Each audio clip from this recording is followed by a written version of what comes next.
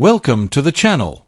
In this video, we're diving into the world of hidden treasures as we explore the four most expensive, even in good or worn condition. These seemingly ordinary coins could be worth thousands or even millions of dollars today. So before you spend that old coin, stick around because you might just be holding a fortune in your hands. The year is 1990. In your pocket sits an unassuming silver-gray disc stamped with a stern profile and a date: Washington, 1990.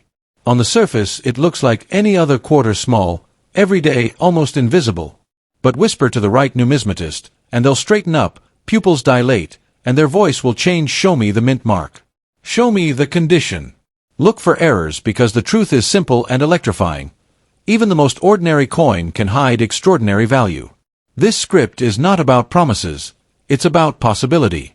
It's about how a common coin can be transformed into a collector's treasure by quirks of minting, impeccable preservation, or a rare mistake the mint never meant to make.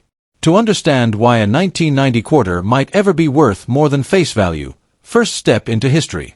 The design you hold traces back to 1932, created to honor George Washington's 200th birthday.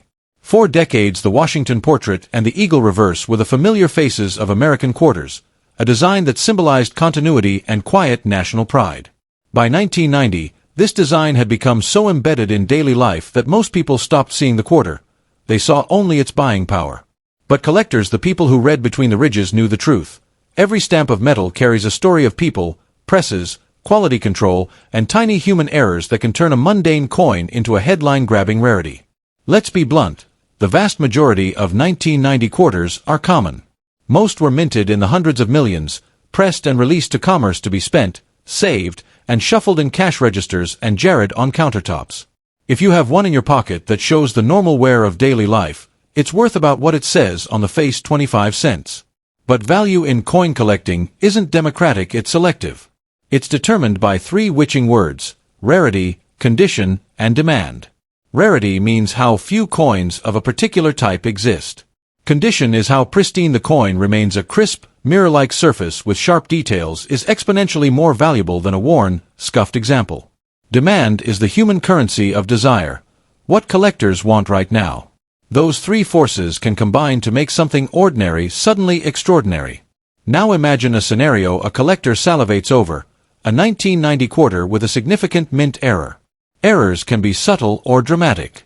A double die might make letters or the date look doubled. An off-center strike might leave part of the portrait missing in a way that looks like abstract art, and a broad strike or clipped planchet can create shapes collectors obsess over. Mint errors happen because millions of coins are produced by machines that require exact alignment. When something slips, you get a one-in-many outcome, sometimes one in a million. Those one-in-a-million coins are the ones that become legendary.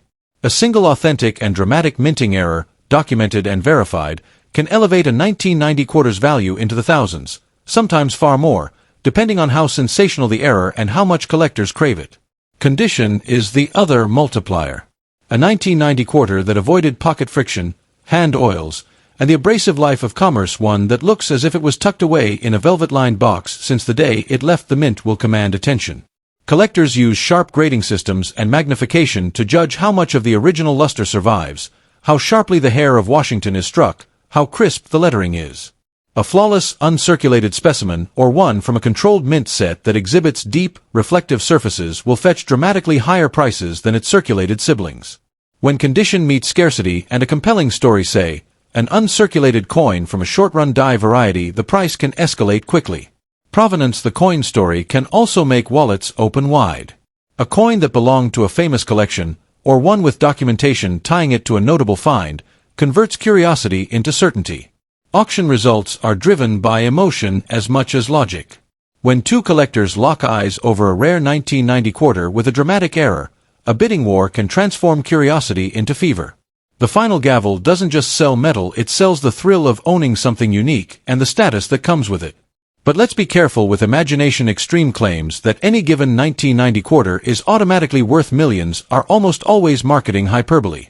In truth, only coins with extraordinary, verified features, dramatic minting errors, unique misstrikes, or near-impossible rarities ever reach truly astronomical figures. Most coins, even in very nice condition, remain modestly priced. The golden rule in numismatics is evidence documentation, third-party grading, clear provenance, and professional photographs. If someone tells you your pocket quarter is a $1 million coin without proof, listen politely and then get a second, expert opinion. Every collector's journey begins with curiosity. Open the palm of your hand and look closely at the rim and edges. Check the mint, mark the tiny letter near the date that tells whether the coin came from Philadelphia, Denver, or another mint facility. Inspect the surface for doubling, die cracks, off-center strikes, or anything that looks like the coin has been kissed by the unexpected. Shine a flashlight and watch how light dances on the fields and devices. That shimmer is called luster, and it can dramatically influence value. Then consider the source. Was the coin stored in a mint pack, a bankroll, or did it spend decades in a pocket? Each life leaves a fingerprint on value. Collectors do something else that feels almost alchemical. They compare. Auction catalogs, grading service population reports, and collector forums create a map of what's rare and what's common. They use this map to assign prices, and those prices can swing like a pendulum based on discovery and demand. When a fresh, dramatic error surfaces and is authenticated, everyone scrambles, prices rise, headlines follow. Yet for every news-making sale, there are thousands of quiet trades where collectors swap coins for modest sums and personal satisfaction. Rarity and story matter more than the face value. If you want to turn curiosity into certainty, get your coin professionally examined. Third-party grading companies peel back subjectivity and apply consistent standards. Their slabbed certification is the currency of the market. They check for authenticity, grade condition, and sometimes identify errors or varieties. An official grade and photograph can unlock markets and reassure buyers in auctions. Many of the most collectible high-value coins are slabbed and come with a certificate that explains exactly why the coin is special. That documentation is often the difference between a hopeful claim and an ironclad sale. Remember, too, that market trends change. What collectors prize today may shift in a few years.